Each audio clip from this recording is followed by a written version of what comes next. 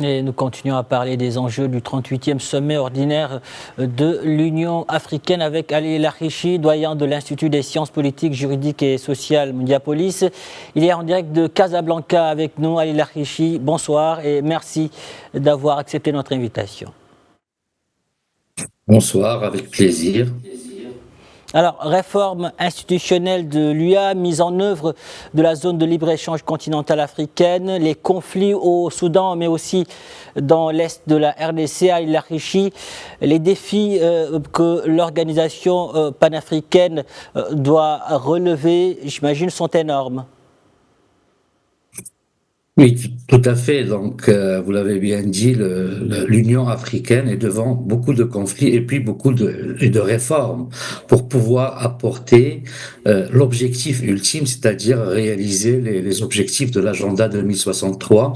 Mais d'ici là, il faut s'inscrire dans une mobilisation, dans une dynamique efficiente et efficace pour d'abord procéder à des réformes des institutions, pour balayer une forme de bureaucratie, une forme parfois de non-coordination entre les différentes institutions, c'est qui bloque l'action parfois de l'Union africaine. Et ceci, bien sûr, devant beaucoup de conflits, malheureusement, qui prennent en otage notre continent, les conflits, que ce soit au niveau de l'Afrique centrale, que ce soit au niveau du Sahel, de la RDC, où ce sont des conflits qui peinent et qui meurtrissent notre continent. Donc, il faut trouver des solutions. Il faut apporter des solutions et des solutions internes, c'est-à-dire qui viennent de l'Union africaine pour pouvoir réaliser, comme j'ai dit, les objectifs d'un continent prospère, d'un continent qui marque de la croissance, mais qui a surtout la paix et la sécurité.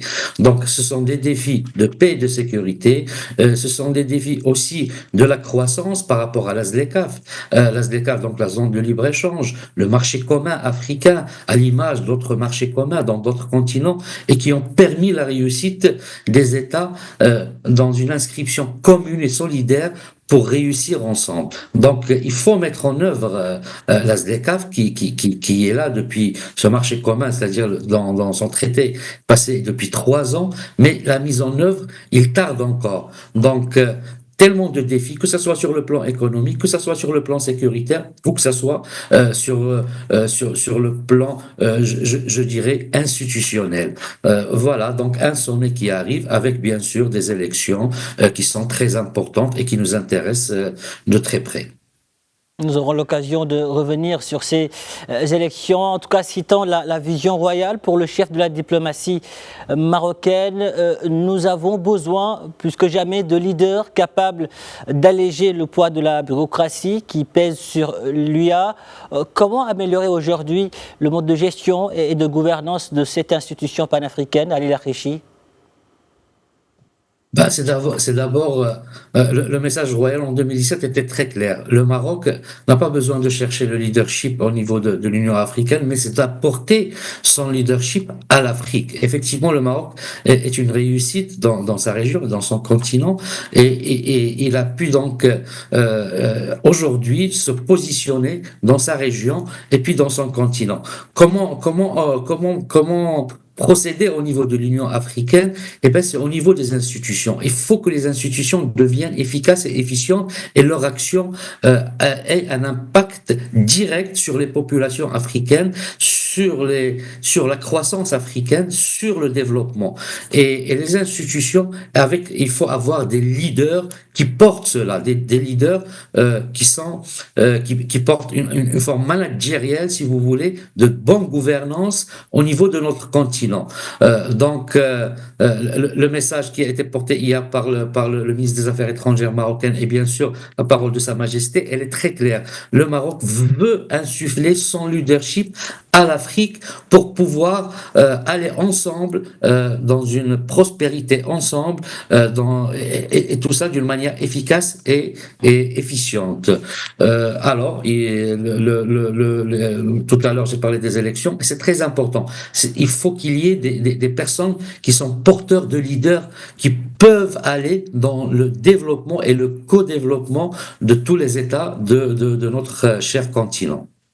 Justement, autre défi majeur pour l'Union africaine, c'est le fait de pouvoir décrocher une représentation permanente de l'Afrique au sein du Conseil de sécurité de l'ONU. Là encore, le Maroc est bien placé. Oui, tout à fait. D'abord, le Conseil de sécurité de l'ONU, on sait qu'il n'y a pas d'État africain. Et aujourd'hui, l'Afrique, aujourd'hui plus qu'hier, plus que jamais, doit avoir un poste de permanent, d'un État permanent qui représente notre continent au niveau des Nations Unies, c'est-à-dire dans son organe le plus important qui est le Conseil de sécurité. Et le Maroc, aujourd'hui, il a démontré son efficacité, son efficience en tant qu'acteur de paix, en tant qu'acteur qui garantit la sécurité et la paix dans sa région, qui propose toujours des solutions, que ce soit au niveau de sa région ou que ce soit dans d'autres régions du monde. C'est un acteur incontournable aujourd'hui dans la communauté internationale et serait le meilleur représentant de notre continent au niveau du Conseil de sécurité au niveau des Nations Unies. Ali Larchechi, à l'issue de ce sommet, un nouveau président de la commission de l'UA sera désigné pour succéder au Tchadien Moussa Faki Mahamat, qui a atteint la limite des 2 mandats pour ce rôle exécutif.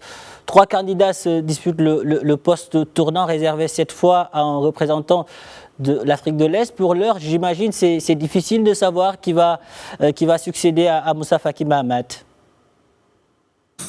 Oui, c'est difficile. D'abord, c'est vrai que ce sont les 3 candidats au vu de la répartition, c'est-à-dire régionale, qui viennent de l'Afrique de l'Est, qui va succéder entre le représentant malgache, entre le représentant kényan ou bien celui de Djibouti. Si on prend le facteur de l'âge et de l'expérience, peut-être c'est celui du Kenya qui pourra réussir, mais ça n'amoindrit en rien l'expérience des 2 autres, que ce soit le Djibouti ou que ce soit le Madagascar, les représentants, pour peut-être briguer ce mandat au niveau de l'Union africaine. Le plus important, quel que soit celui qui sera là, il portera, on espère qu'il portera avec un sens de leadership notre continent pour un devenir meilleur, de croissance, de stabilité, et puis de sécurité et de paix. Ali Larchechi, merci pour toutes ces précisions. Merci d'avoir répondu à nos questions. Avec plaisir.